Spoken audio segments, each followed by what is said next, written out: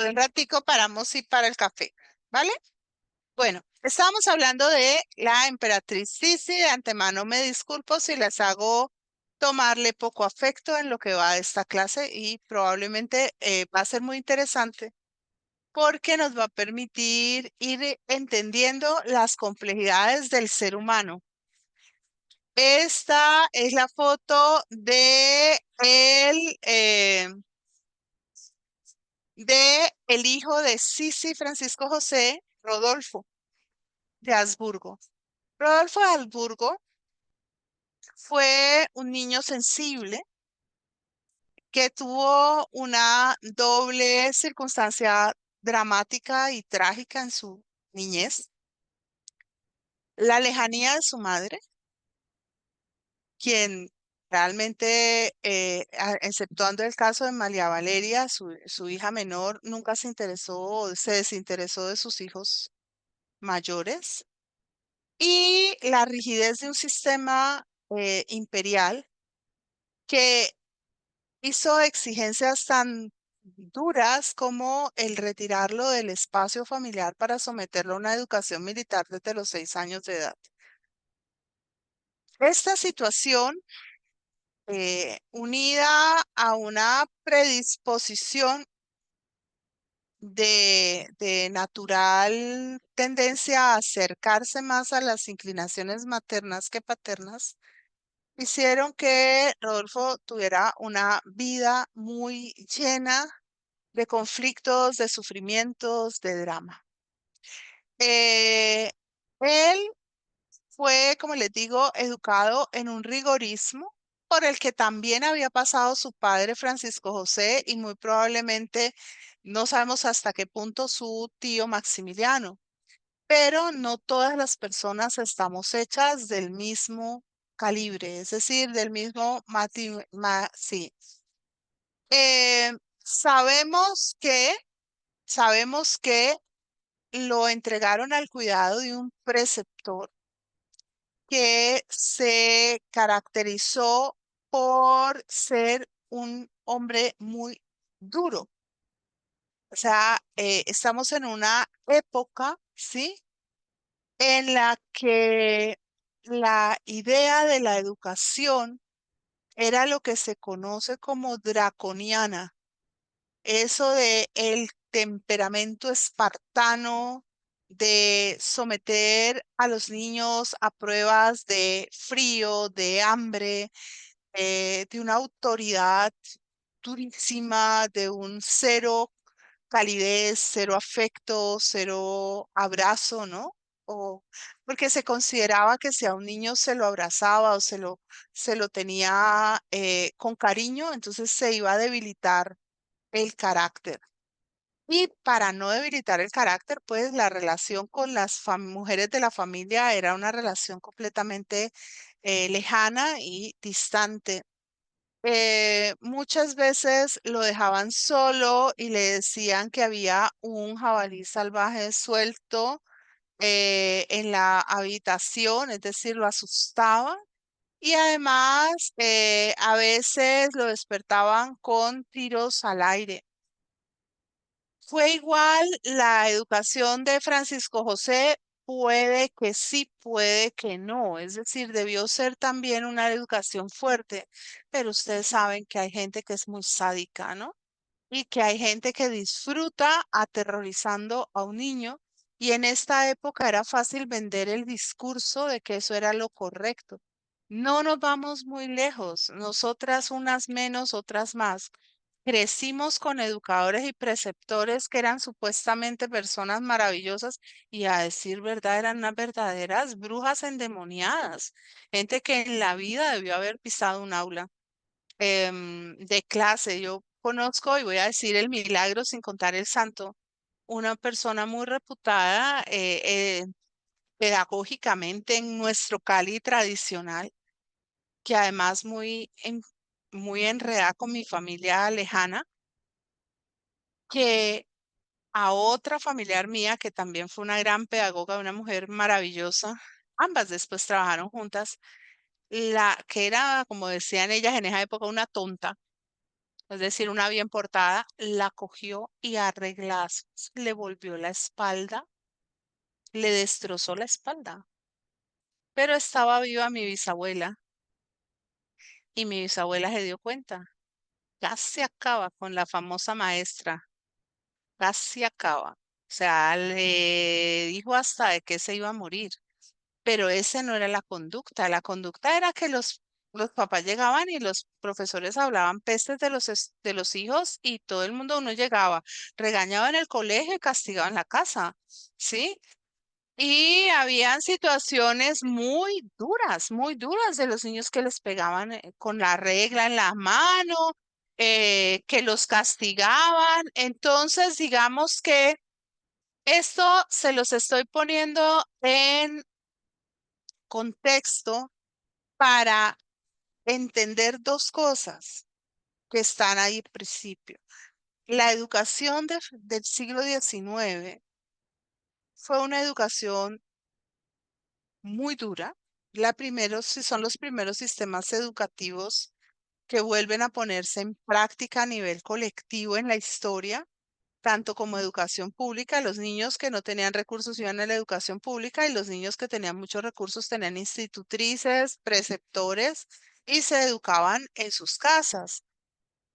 Y la visión era que la persona tenía que ser una persona recta de principios, inamovible y que el carácter consistía en no cambiar de opinión. O sea, tener carácter, una persona tenía carácter cuando había dicho, por ejemplo, es de noche y todo el mundo le mostraba que era de día y le seguía diciendo es de noche. O sea, inflexibles, ¿no? Y a Rodolfo, pues esta situación lo afectó mucho y originalmente Sisi ni se enteró, pero cuando ella supo lo que estaba pasando, que fue en 1865, entonces ella intervino, ¿sí? Ella tenía la ventaja de que Francisco José sentía debilidad frente a ella, ¿no? Y lo chantajeó.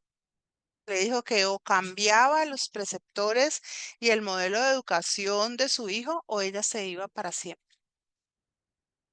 Bueno, sí, claro, claro, ella intervino. Bien. Eh, Esa fue quizás una de las poquísimas oportunidades en que Sisi intervino para desafiar a su suegra, la archiduquesa Sofía. Y a partir de ese momento, ella empezó a ser quien se encargara de seleccionar digamos, los maestros o los preceptores de Rodolfo, buscando que fueran personas cultas, sensibles, que le dieran, digamos, una formación adecuada de carácter humanista, sin considerar en su escogencia ni el rango social ni la orientación política de estos maestros. Esto nos parece maravilloso, ¿cierto? Bueno, en buena medida fue desastroso, porque lo ideal habría sido algo ni tan duro como la abuela, ni tan liberal como la madre, porque él iba a ser el archiduque del imperio, es decir, lo educaron de muchas maneras para ser inadaptado. Escuchó muchas más ideas, eso era muy bueno, y habría sido maravilloso si él no estuviera constreñido en una estructura casi que férrea, casi que de hierro, que lo reventó. Al final lo reventó. ¿Ok?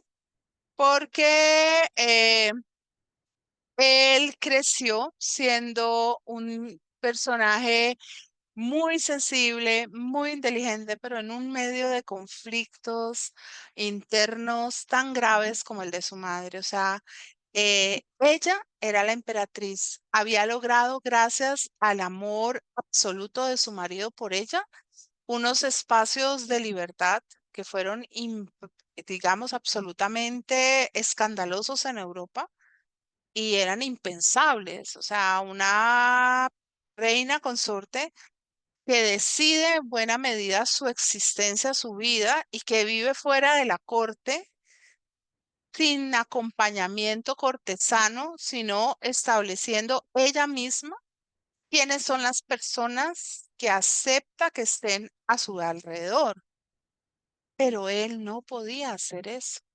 Él era el heredero del trono. Su función de Estado iba a ser una función decisiva. Entonces, Rodolfo es una personita que tiene una vida muy, muy, muy dura, muy dolorosa.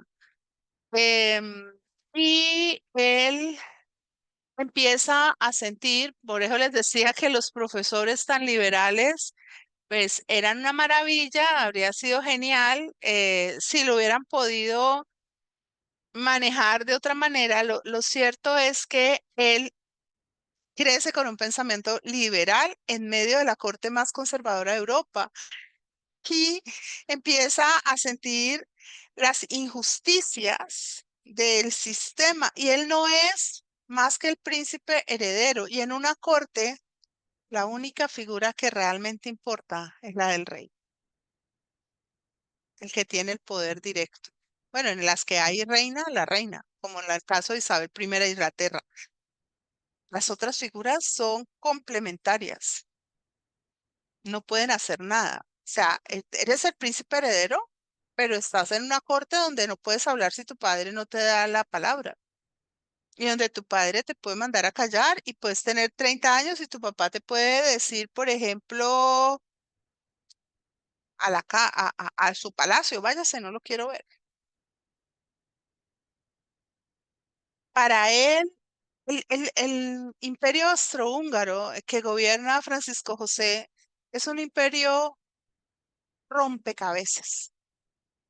Y en ese rompecabezas hay unas piezas que son muy grandes y que hacen el eje de la imagen, que son Austria y Hungría. Hungría gracias a la mediación de Sisi, pero no seamos tan ingenuos. Hungría gracias a Hungría, ¿sí? Si Sisi hubiera querido que no fuera Hungría, sino Serbia, no lo había logrado.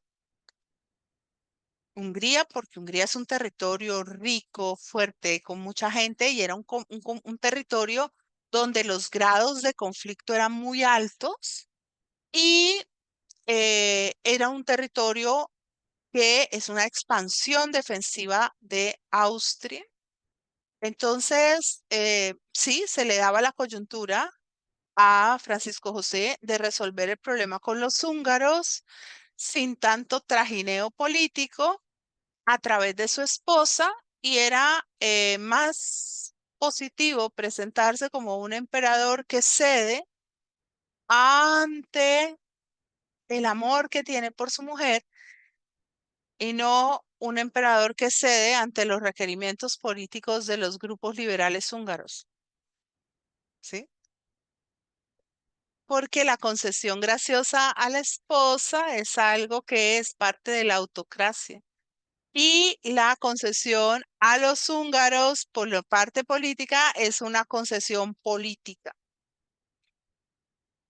Pero a Rodolfo, que tenía varios amigos judíos, también le preocupaba y le molestaba enormemente el antisemitismo que se vivía al interior del espacio austríaco.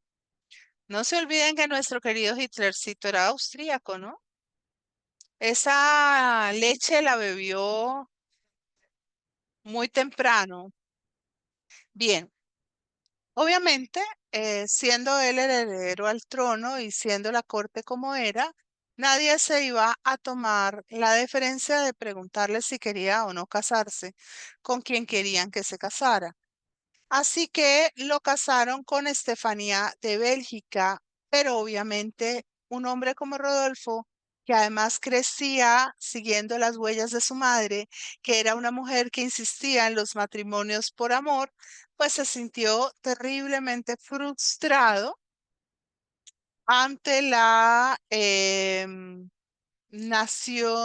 ante la presión que existía de un matrimonio a la fuerza. Y además, pues había una situación, era que Sisi no había estado allí para Rodolfo como había estado Sofía para Francisco José y tampoco había estado allí para para organizarle. Paremos para el café, un minutico, nos tomamos el café, saludamos a Elvita y seguimos.